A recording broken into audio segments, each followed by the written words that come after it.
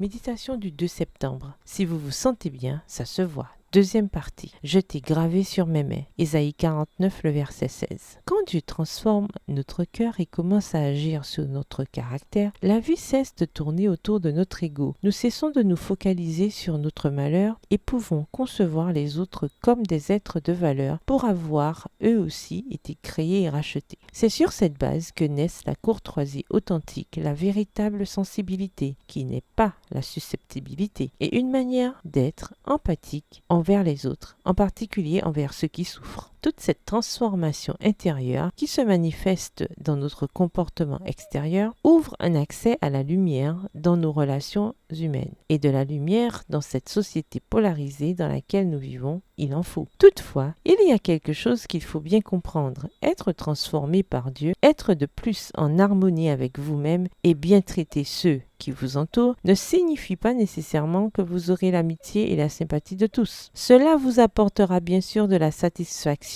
puisque cela confortera le sens de votre valeur personnelle et la conscience d'être sur la voie que Dieu indique. Mais la réaction des autres ne dépend pas de vous. Vous créer des attentes à ce sujet serait une grave erreur. C'est pourquoi, cher ami, ne vous souciez pas de plaire aux autres, mais plutôt de vous plaire à vous-même en étant en paix avec Dieu. Cela inclut accepter vos attributs physiques, valoriser et travailler vos qualités émotionnelles et spirituelles et développer au maximum vos capacités intellectuelles. Cultivez les attitudes qui vous aideront dans vos relations interpersonnelles comme l'optimisme, faire savoir à ceux qui vous entourent qu'ils sont importants pour vous, poser de saines limites ou apprendre à faire face à la critique car nous y sommes toujours exposés. Quand vous en faites l'objet, avant de répondre, comptez jusqu'à 20. Répondez avec calme et amabilité. Ne répondez jamais en vous séparant de ceux qui vous ont critiqué avec de nouveaux motifs de le faire à cause de votre réaction. Ne réagissez simplement pas. Parlez toujours des autres en des termes que vous aimeriez qu'ils emploient vous concernant. Si vous n'y arrivez pas, ne dites rien. Soyez authentique et souvenez-vous, si vous vous sentez bien, ça se voit. C'est une formule simple mais efficace. Bonne journée et que l'Éternel vous bénisse.